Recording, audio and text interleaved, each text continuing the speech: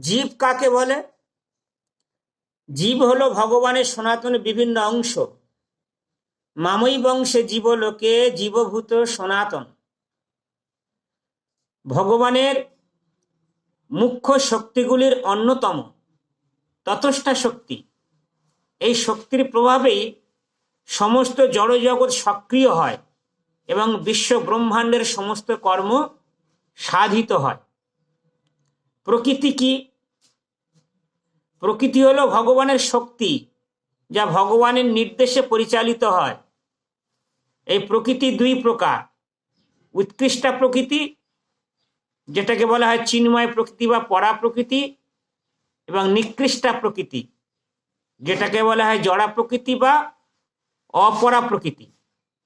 উৎকৃষ্টা প্রকৃতি থেকে জীব উৎপন্ন হয়ে জড় জগতে এসে জড় জগৎকে সক্রিয় করে। নিকৃষ্টা জড়া প্রকৃতির মাধ্যমে জীবের জড় দেহাদি সমন্বিত বৈচিত্র্যময় জড় জগৎ প্রকাশিত হয়।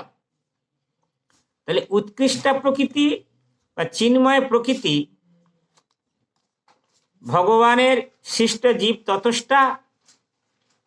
সে তার ইচ্ছা অনুসারে ভগবানের সেবা করে সে চিন্ময় প্রকৃতিতে যেতে পারে। আবার তিনি তার নিকৃষ্টা প্রকৃতির সঙ্গে যুক্ত হয়ে মায়ার দ্বারা বন্ধনে আবদ্ধ হয়ে পড়তে পারে। কাল কি? কাল বা সময় পরমেশ্বর ভগবান শ্রীকৃষ্ণের সংহারক শক্তি, ধ্বংস শক্তি। তার প্রধান কাজ হচ্ছে সব কিছুকে বিনষ্ট করা। কালের প্রভাবে জীবদেহের প্রতিনিয়ত রূপান্তর ঘটে এবং ভৌতিক জগতের প্রকাশ, স্থিতি ও লয় হয়। কালের প্রভাবে সবকিছু সংগঠিত হয়।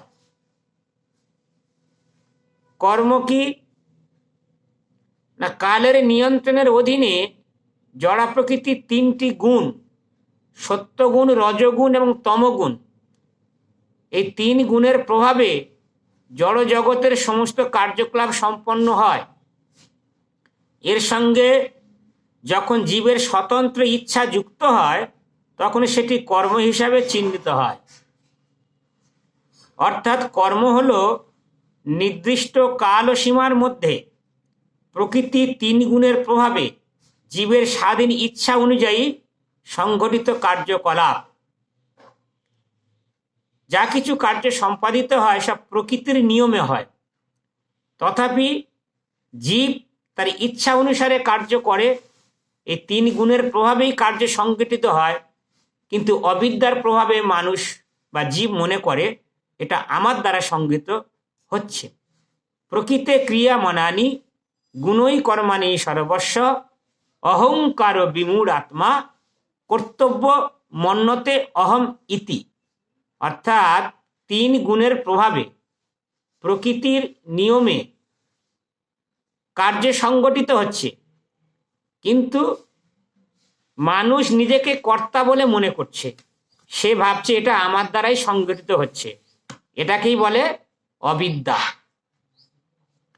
কর্মবন্ধন কাকে বলে না? প্রতিটা কর্মের একটা ফল উৎপন্ন হয় এবং সেই কর্মফল ভোগ করার জন্য জীব বাধ্য থাকে। একে বলা হয় কর্মবন্ধন। কেউ যদি ভালো কর্ম করে তার ভালো ফল উৎপন্ন হয়, আবার কেউ যদি খারাপ কর্ম করে তার খারাপ ফল উৎপন্ন হয়। তা কর্মের যে ফল সেটা ভোগ করতেই হবে। তা ভালো কর্মের ফল মানুষকে ঊর্ধ্বগামী করবে, আর খারাপ কর্মের ফল মানুষকে নিম্নগামী করবে এবং কর্মবন্ধনে তাকে বেঁধে ফেলবে। হ্যাঁ, তা মানব জীবনের কর্মের গুরুত্ব কতটা? মানব জীবন একান্তই কর্মভিত্তিক। সে কোনো শরীর প্রাপ্ত হবে, কি সুখ কি দুঃখ ভোগ করবে, কতদিন সেই শরীরে অবস্থান করবে ইত্যাদি সবকিছু নির্ধারিত হয় কিন্তু তার কর্মের উপরে। কর্ম আগামী জন্ম কি হবে সেটা নির্ধারিত করে দেবে। সুতরাং কর্ম অকর্ম বিকর্ম এটা খুবই গুরুত্বপূর্ণ। কর্ম অনুযায়ী ফল প্রাপ্ত হবে।